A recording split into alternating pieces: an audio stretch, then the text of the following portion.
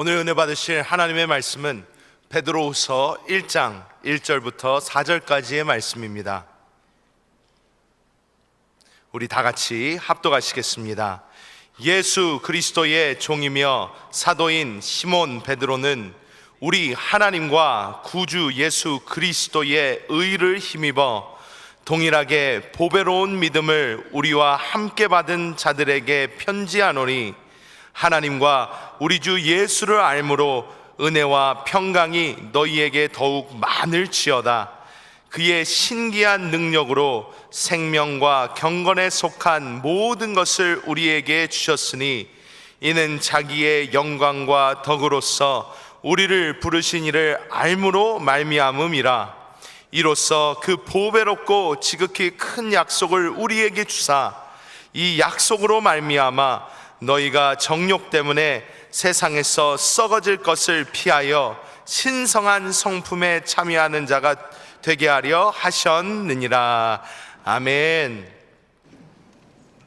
저는 오늘 베드로후서 1장 1절에서 4절 말씀을 가지고 하나님이 우리 안에서 역사하시는 길, 이러한 제목으로 말씀을 나누겠습니다. 우리가 갖고 있는 신앙은 무엇을 의미하는가? 신앙은 어떠한 것인가? 사실 신앙은 주님의 죽으심과 부활을 통하여 또 승천하셔서 보혜사 성령으로 우리 안에 오신 그 하나님을 체험하고 누리는 것입니다. 신앙은 바로 우리 안에 와 계신 그 하나님을 체험하고 누리는 것이다. 여러분들은 여러분 안에 와 계신 하나님을 느끼십니까? 체험하십니까? 그 하나님을 누리고 계십니까? 오늘 빌립보서 2장 13절에 이렇게 말하죠. 너희 안에서 행하신 이는 하나님이시다. 자기의 기쁘신 뜻을 위하여 너희에게 소원을 두고 행하게 하시나니, 바로 우리 안에서 행하시는 분은 하나님이라는 거예요.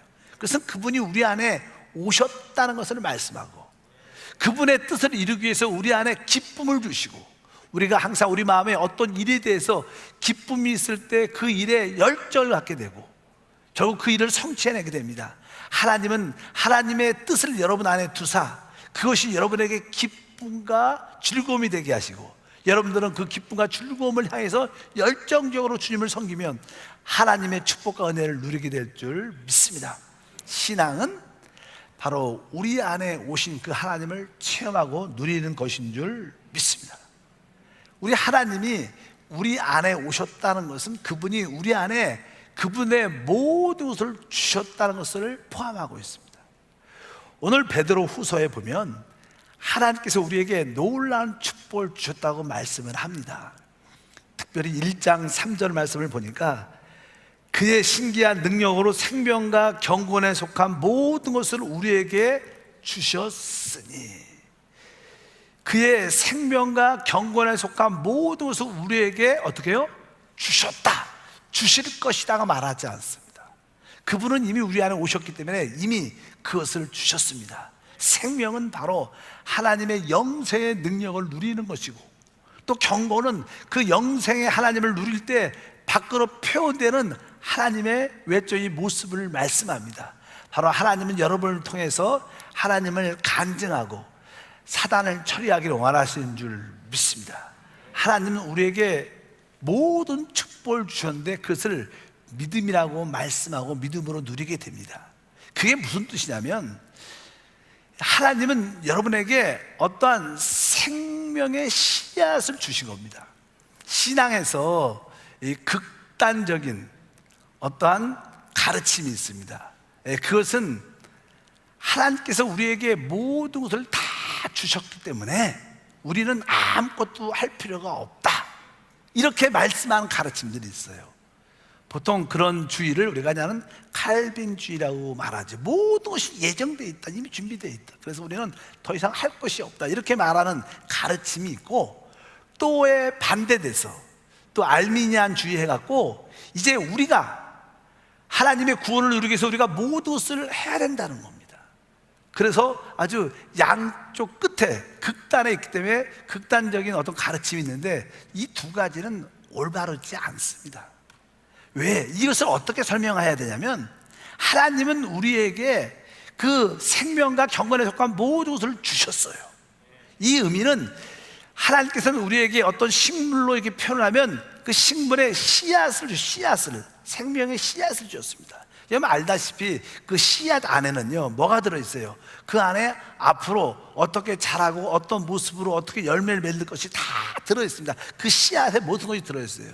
그 씨앗 안에 사실 어떻게 보면 뿌리가 있죠. 씨앗을 심때 보면 그 뿌리가 쫙 나오죠. 뿌리가 줄기가 쭉 생겨서 가지가 생기고 잎이 피고 꽃이 피고 그리고 나중에 열매를 맺게 됩니다. 그 열매를 우리가 마음껏 누리는 것이죠. 바로 이와 마찬가지로 하나님은 우리에게 생명의 씨를 주셨어요. 그것이 하나님 말씀이요 성령인 줄 믿습니다. 이제 우리 안에 생명의 씨앗이 있기 때문에 이제 우리가 해야 될 일은 다른 것이 아니에요. 그 생명의 씨앗을 뿌리고 물을 주고 그것을 가꾸어야 되는 거예요. 그럼 그것이 자라게 되죠. 아까 말씀드린 뿌리와 줄기가 나오고 가지와 잎과 꽃과 열매를 피우게 됩니다. 그러니까 하나님은 우리에게 생명에 속한 모든 것을 주셨는데 우리는 그것을 어떻게 가꾸하고 발전시킬 의무가 있다는 거예요.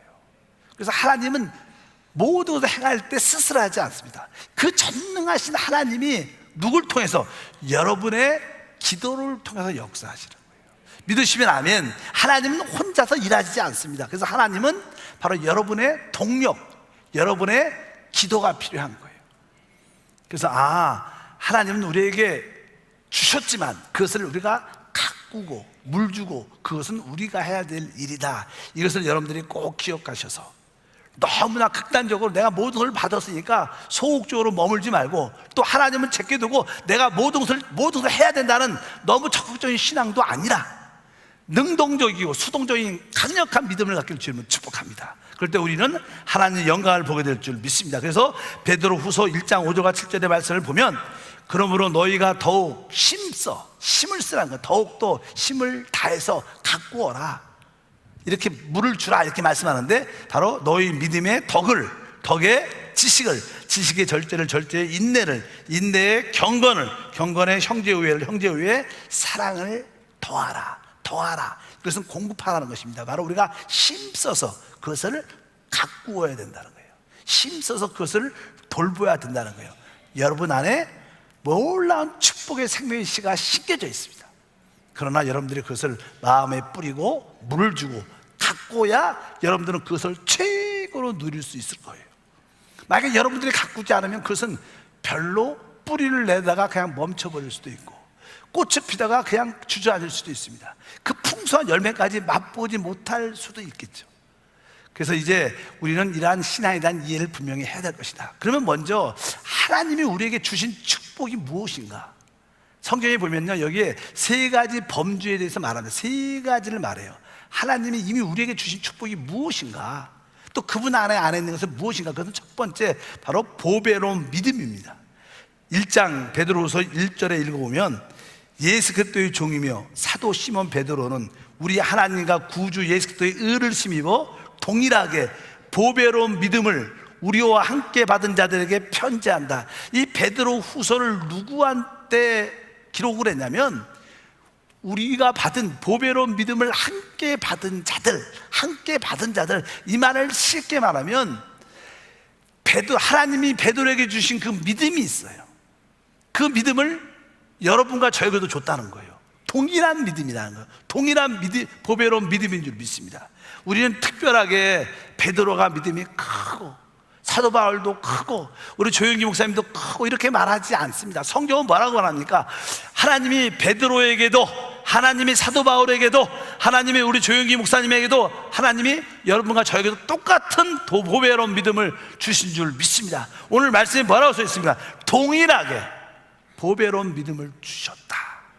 여러분 안에 베드로, 바울, 우리 목사님이 가졌던 동일한 그 보배로운 믿음이 있다는 거예요.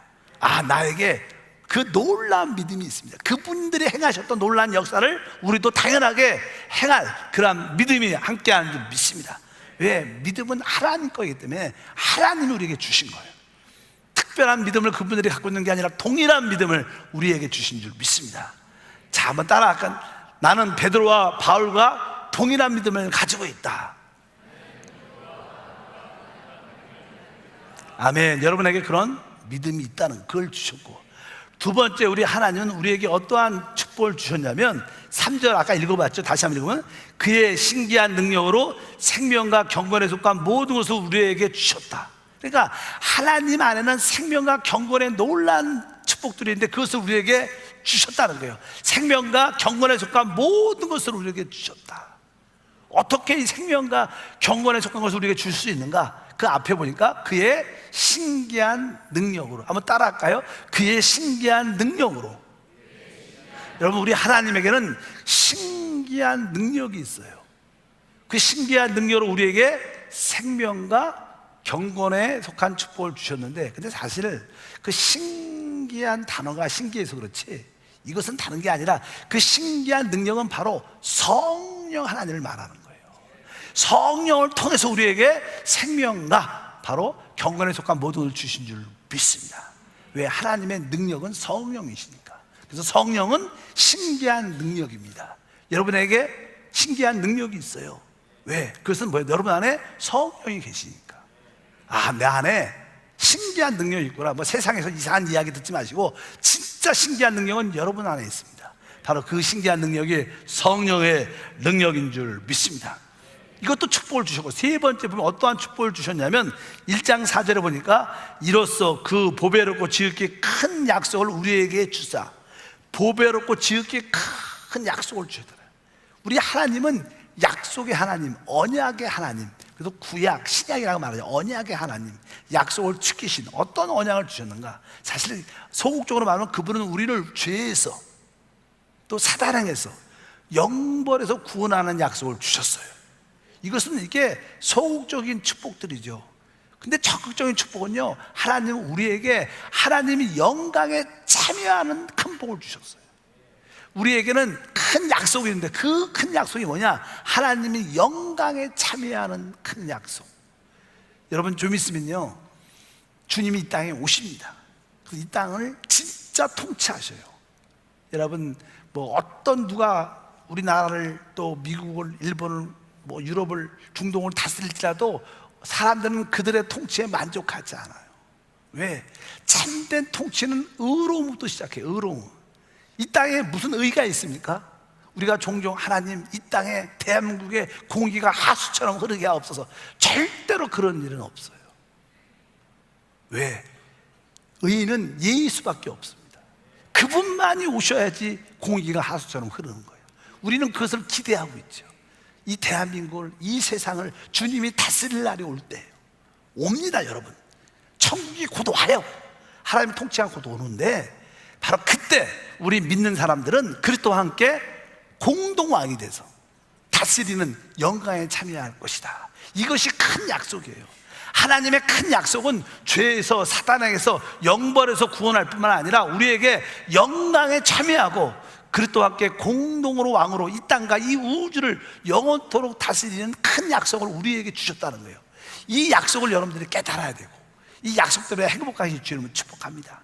조금 살기가 바닥해도 조금만 믿음으로 인내하고 주님을 찬양하고 사람을 살리고 회복하고 있으면 여러분에게 큰 약속이 이루어지는 꿈 같은 일이 이루어집니다. 자, 옆 사람과 인사할 때 꿈 같은 일이 이루어집니다. 우리가 종종 아주 너무 좋은 일이 생기면 자기도 잘 안 믿어져. 야, 나한테 이렇게 꿈 같은 일이 어떻게 일어났지? 약간 놀랄 때가 있어요. 정말로. 좀 있으면 진짜 꿈 같은 일이 일어나요. 바로 하나님의 영광에 참여하고 그리스도와 함께 공동의 왕이 되어 이 땅을 통치하는 놀라운 은혜가 함께할 줄 믿습니다. 이제 이러한 축복이 우리 안에 들어있다는 거예요. 생명과 경건의 능력으로. 이제 우리가 해야 될 일은 아까 말씀처럼 이러한 생명의 축복이 우리 안에 들어와 있기 때문에 우리가 그 이러한 축복의 씨앗을 뿌리고 그 씨앗에다가 물을 주고 이것을 가꾸면 그것이 자라서 풍성한 열매가 될 줄 믿습니다. 그럼 어떻게 우리에게 주신 그 축복들을 발전시키고 성장을 가꿀 수 있는가? 그것은 우리가 다른 일을 열심히 하라 이런 뜻이 아닙니다. 성경에서 보면 주님이 모든 것을 다 이루시고 우리에게 주셨기 때문에 우리가 해야 될 일은 딱 간단하게 한마디로 말하면 성령 충만, 말씀 충만하면 그것이 잘 자라게 돼 있어요. 어떻게 해요? 말씀 충만, 성령 충만, 이것이 바로 물을 주는 것이고 자라게 하는 거예요. 다르게 자라지 않습니다. 우리 안에 있는 그 생명의 놀라운 축복들은 성령 충만할 때 자라고 말씀 충만할 때 자랄 줄 믿습니다. 이것이 씨를 뿌리고 물을 주는 것이고 가꾸는 것이다. 그렇다면 어떻게 이것을 행할 수 있는가, 이렇게 말씀을 우리가 분명히 기억해야 돼요. 근데 사실 우리 안에 성령과 말씀 충만할 이유가 있어요. 우리가 말씀과 성령이 충만하면 우리는 모든 것을 이기는 능력이 생기게 돼 있어요. 여러분들은 살아가면서 가장 힘든 게 무엇을 가장 어렵게 생각합니까? 인간 생활이 사람과의 관계지요. 뭐 학교에서도 그렇고, 학교에서도 선생님과 학생들, 또 친구들과의 관계, 또 뭐 거기 교사들은 또 교사들과의 관계, 또 우리가 또 직장을 가면 직장 상사와의 관계, 동료와의 관계, 또 가정에서도 뭐 부부와의 관계, 자녀와의 관계, 가족과의 관계, 사람들의 모든 관계는 사랑과의 관계예요. 사랑과의 관계가 잘 이루어지면 거기에 축복과 행복이 나타나게 되어 있습니다. 근데 사랑과의 관계를 하기가 쉽지 않죠. 늘 기쁨으로 사랑하고 섬기고 존경하고, 우리가 종종 인사하잖아. 사랑하고 축복하고 존경합니다. 여러분들이 모든 사람에 대해서 사랑하고 축복하고 존경하는 마음이 있으면 여러분들은 이미 축복의 사람이 된 거예요. 축복의 그릇이 된 줄 믿습니다. 하나님 축복이 부어지게 돼 있어요. 여러분들은 다른 분들을 사랑하고 축복하고 존경하십니까? 그러면 어떤 분들은 네 대답을 하죠.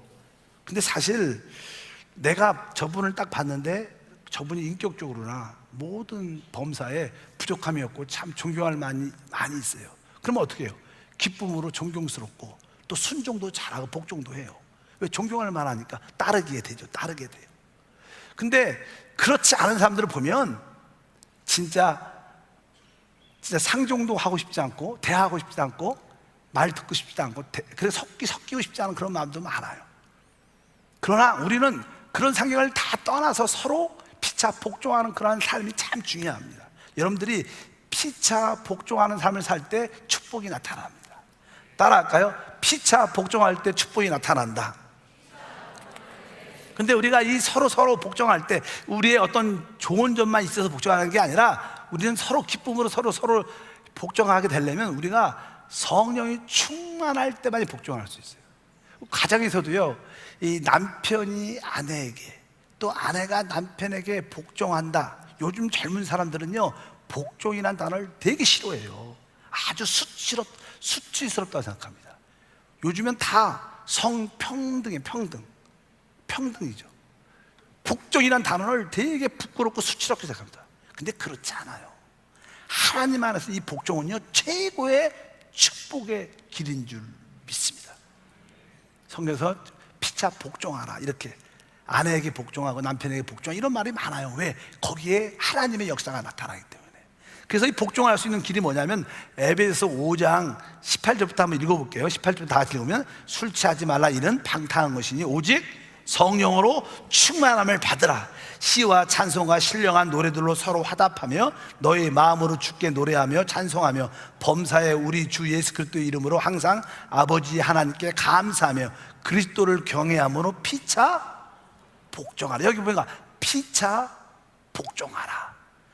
그리스도를 경외함으로 피차 복종해야 되는데, 이 복종하려면 앞에 뭐가 있어요? 오직 성령의 충만을 받을 수밖에 없는 거예요.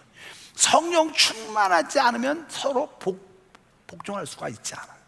그래서 성령 충만함이 얼마나 중요한지 모릅니다. 근데 성령 충만한 모습이 무엇이냐면 그 뒤에 뭐라고 써있냐면 우리 입술에 시와 찬미와 노래와 찬송과 감사가 있어야 된다. 여러분들이 성령 충만하다, 이 뜻이 무슨 뜻이에요? 내 입술에 늘 주님에 대한 시, 주님에 대한 찬양, 주님에 대한 노래, 늘 주님께 서로에게 감사, 입술에 늘 그런 말이 많은 사람들은 사실 성령 충만한 거예요. 그런 분들은 곧 뭐예요? 피차 기쁨으로 복종할 수 있는 거예요. 믿으시면 아멘. 그런 사람들은 결국 뭐예요? 남편도 아내도 서로 복종하게 되고 그 결과 하나님의 임재 역사가 나타날 줄 믿습니다. 종종 우리가 성경에서 이런 얘기 많이 하죠. 여러분도 많이 들었어요. 순종이 제사보다 낫다, 이런 말을 하면 조금 이렇게 삐딱한 사람들은 별로 안 좋아해요. 왜? 무슨 순종이 제사보다 낫다 이렇게 생각할지 모르겠지만, 왜? 순종 안에는 축복이 있어요.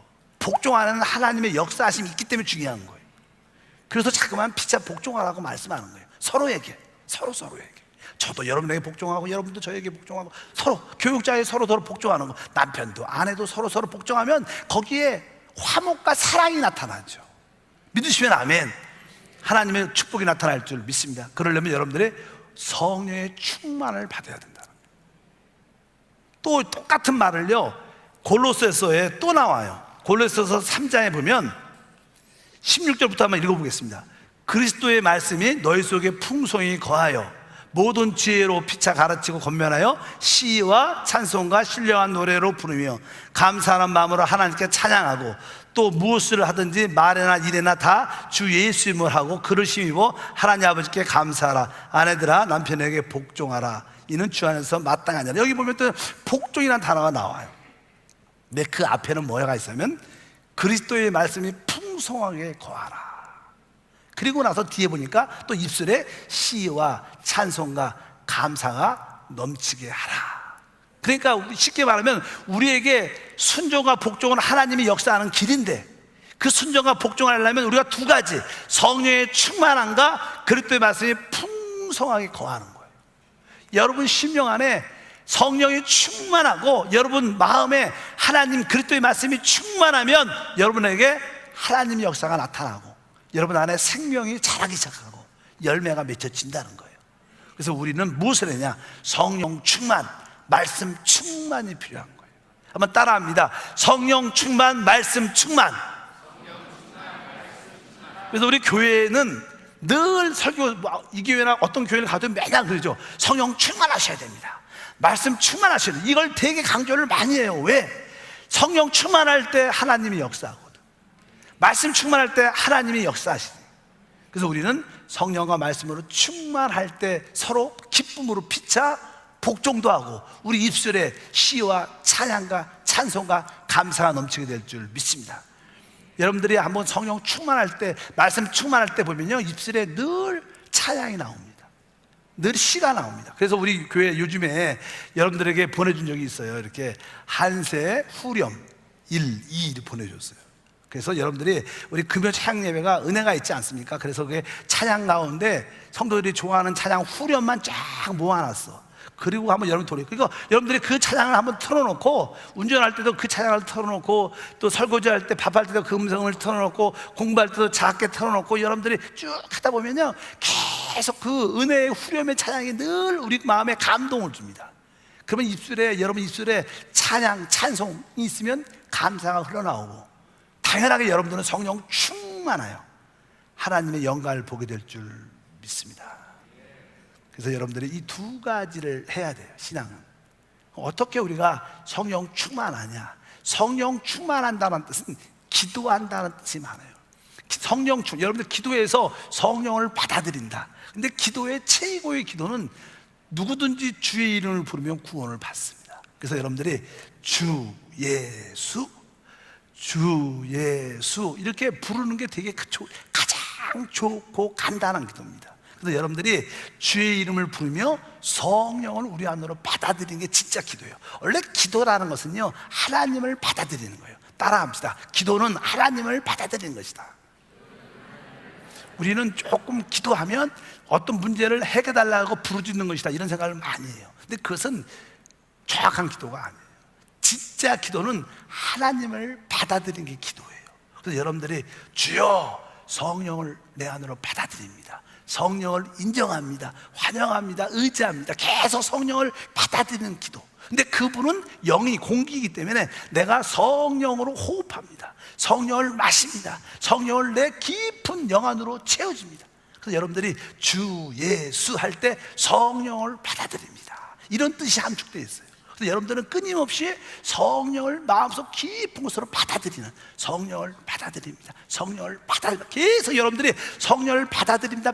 진짜 이렇게 숨을 쉬는 것처럼 숨을 쉬면서 내 안으로 성령을 계속 받아들이면 내 안에 소극적이고 부정적이고 좋지 않은 것이 다 이렇게 나쁜 공기가 쫙 밀려나가고 새 공기가 쫙 채워지면서 심령이 달라져요. 새로워져.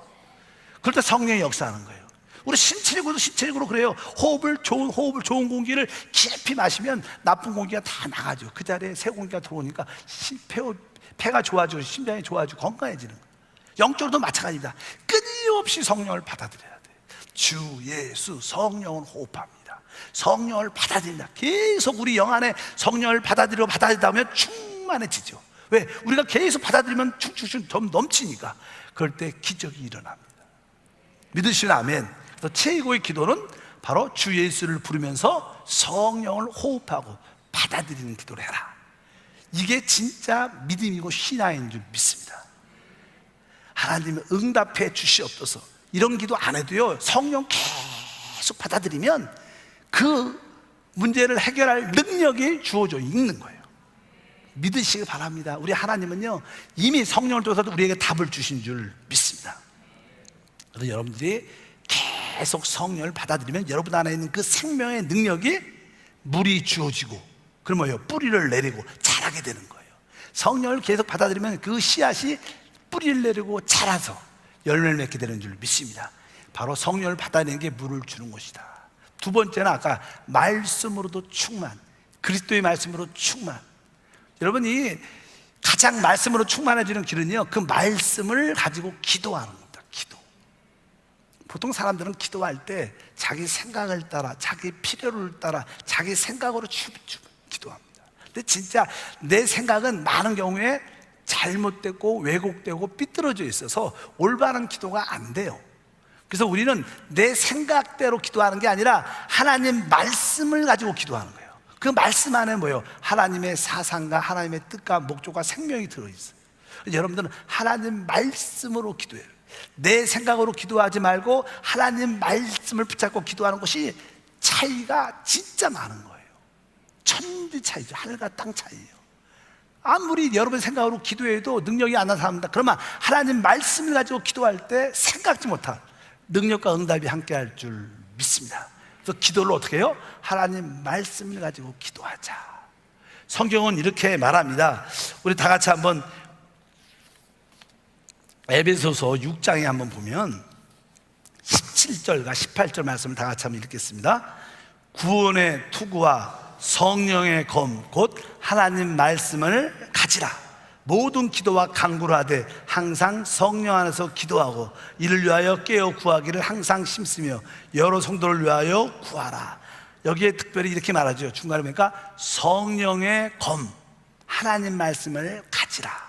이게 이 하나님 말씀은 성령의 칼, 날카로운 말씀이 아니라 성령의 검이 나는 거예요. 성령의 검은 하나님 말씀이에요. 그래서 성령의 검, 하나님 말씀을 가지라. 그리고 이 하나님 말씀을 가지라고 그리고 나서 뭐라고 써 있어요?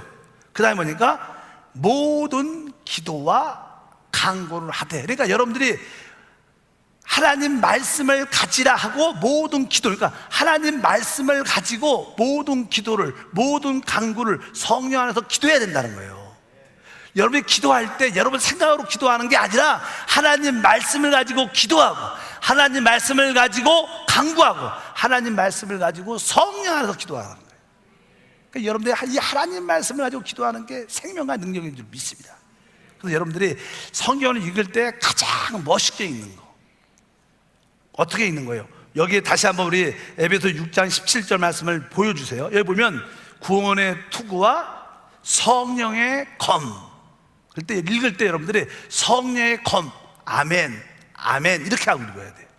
그냥 빨리 성령의 검, 하나님 말씀을 가지라 모든 기도와 간구를 하되 이렇게 읽으면 세상 책 읽는 거하고 차이가 뭐가 있겠어요? 우리가 이 말씀을 기도하면서 읽어야죠.